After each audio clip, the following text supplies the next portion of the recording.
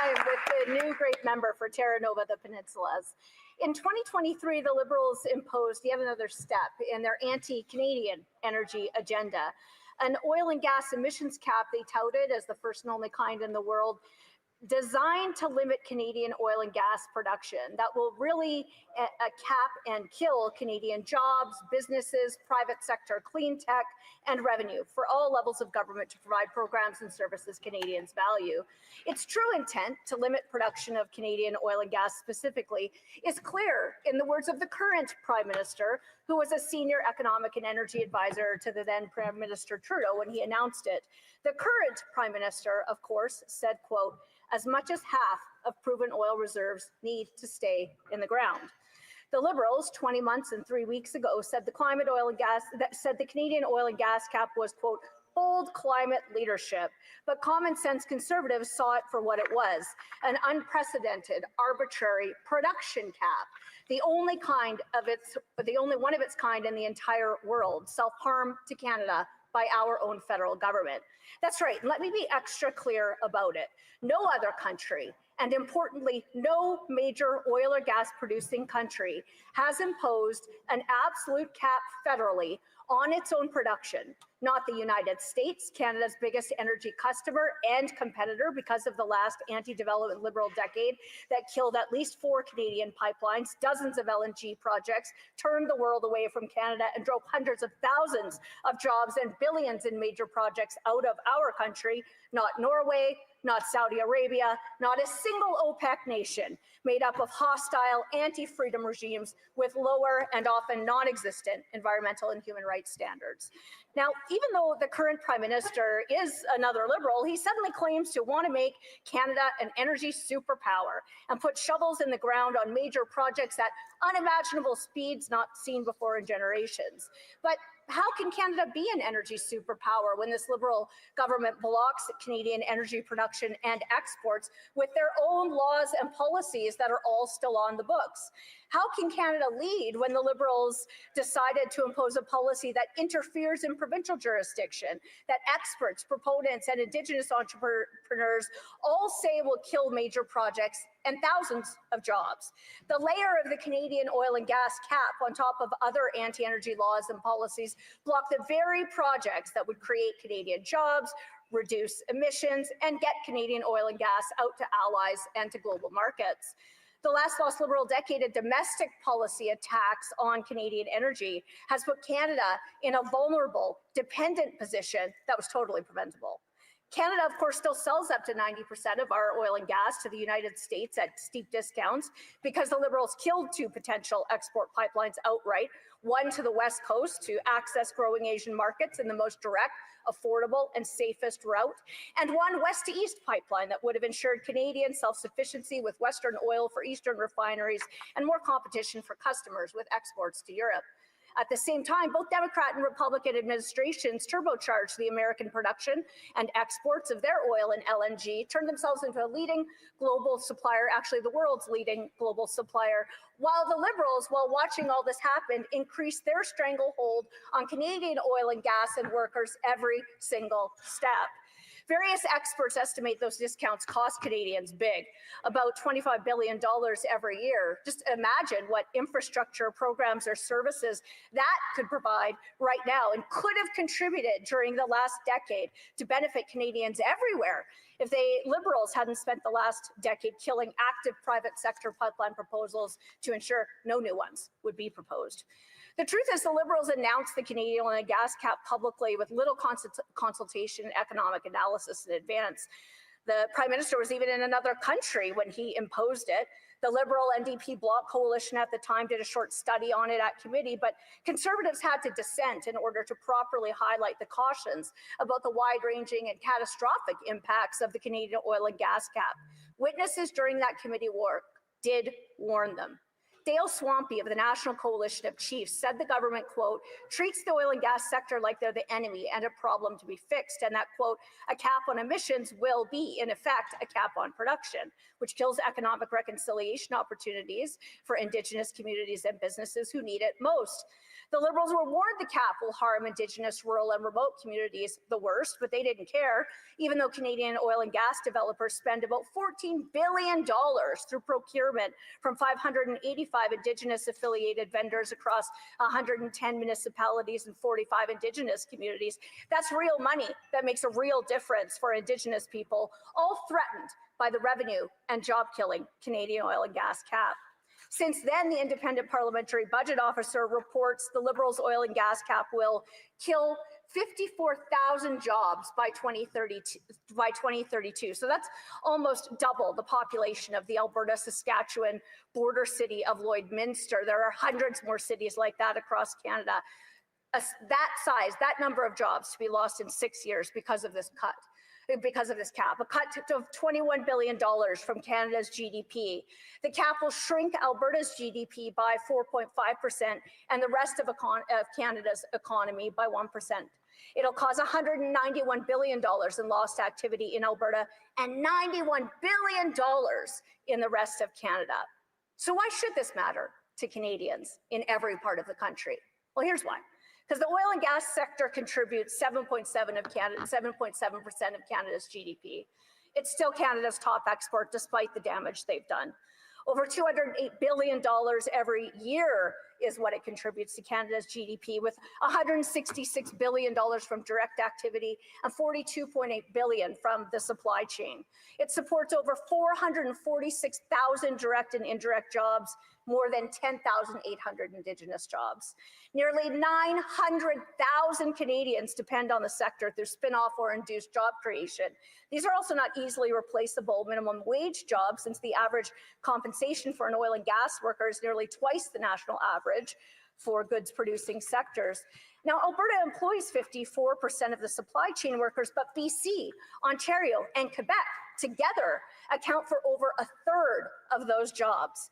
That means this cap threatens jobs, paychecks, and government revenue from Vancouver to Montreal and everywhere where oil and gas is produced, from Fort St. John to St. John's and St. John. The Conference Board of Canada warns that between 2030 and 2040, the cap could reduce Canada's GDP by up to $1 trillion and strip $151 billion in federal revenues, money that could go to defense or border security, to fight crime or federal programs, and shared with provinces to build hospitals, schools, roads, and provide social services. Proponents across Canada agree the cap is bad policy and disadvantages Canadian businesses and jobs, since growing Canadian oil and gas production and exports is the solution to ensure Canadian energy security and to help lower emissions globally. The Liberals were warned, quote, this could lead to greater global emissions as we see more coal being utilized than natural gas and sources of supply coming from jurisdictions that don't have Canada's high standards. You know, world-class oil and gas operators across Canada point out their ongoing aggressive reductions in both absolute and emissions intensity that, by the way, the Liberals' oil and gas censorship bill precludes them from talking about. And that cap could also have the opposite impact its proponents claim by driving more projects and investment out of Canada and, quote, bring all that action to a halt. The truth remains today that the oil and gas sector, among private sector developers, invests the most annually in clean tech and emissions reductions technology, more than all other sectors in Canada combined.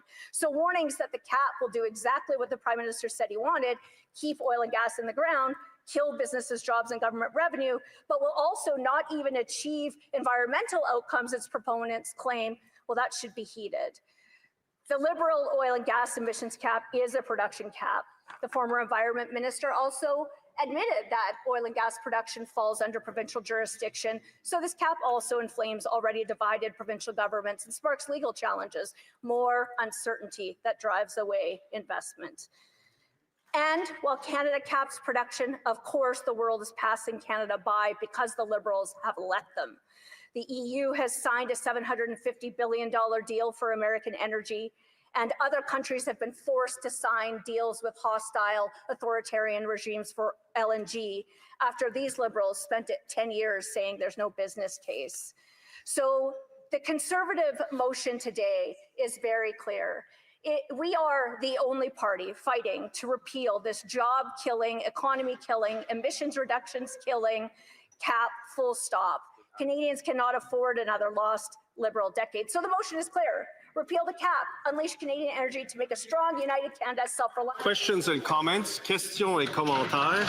The Parliamentary Secretary to the Government House Leader. Mr. Speaker, part of the problem for the member opposite is that I was actually here for a part of the years of Stephen Harper when he was the Prime Minister and back in 2015. And if we were to be honest, what we would say is that Stephen Harper couldn't even build an inch of pipeline to our coastlines. When she talks about the east-west pipeline proposal, that is something that the economics determined that. That's the reason why Harper couldn't do it. It actually took a different administration to get the Trans Mountain built. It had nothing to do with the Conservatives.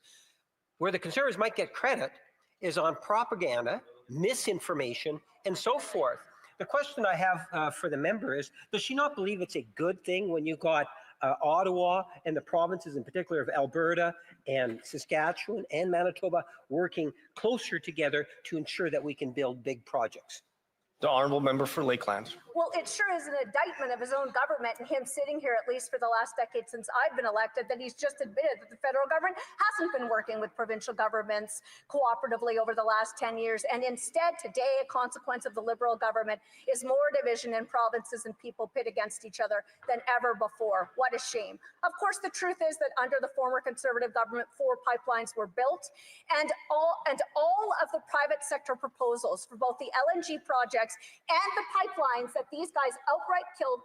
The former Prime Minister vetoed the Northern Gateway pipeline, and these guys interfered in the regulatory process deliberately to put a pin in the west to east pipeline so Canada could not be energy self-sufficient to have more customers. They're the ones that have a track record of killing pipelines. That's who they truly are, and Conservatives are the only party that has been consistent on behalf of oil and gas workers in every corner of this country. Questions and comments? Questions et commentaires. Le député de Repentigny. The member for Repentigny. Mr. Speaker,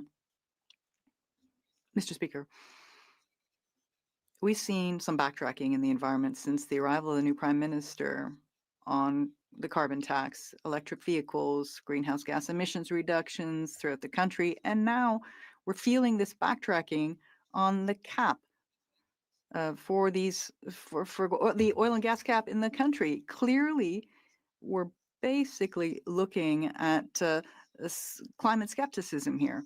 I wonder if my Conservative colleague, I wonder what she thinks of climate change. Is that an established scientific fact?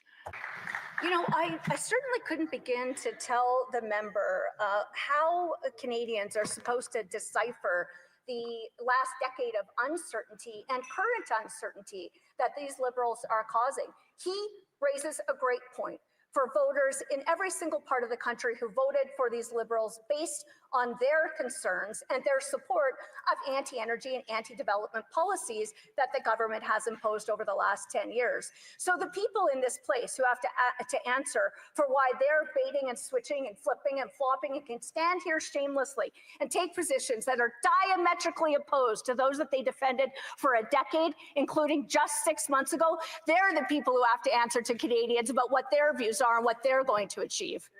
Questions and comments? Questions et commentaires. The Honourable Member for Fort McMurray-Cold Lake. Thank my colleague from Lakeland, just to the south of me, for that very passionate speech defending people that work in the energy industry.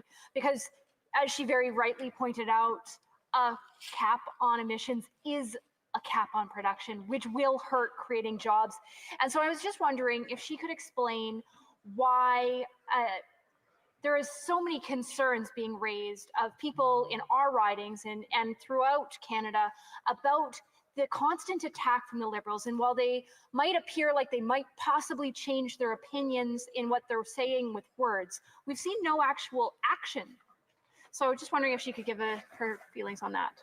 Honourable member for Lakeland. Well, I thank the member for her question and for her comments and for being such a great representative and advocate for the people in her riding, which make an outsized economic contribution to the entire country and directly help contribute to programs and services that are delivered in every province across Canada. I couldn't begin to explain the thinking of these Liberals or the damage that they've done to their own credibility. But what really dismays me after 10 years is all of the lost opportunities and that they did deliberately and that they were warned of. The hundreds of thousands of people who have lost their jobs right across Canada because of this anti-energy policies is unconscionable. Order.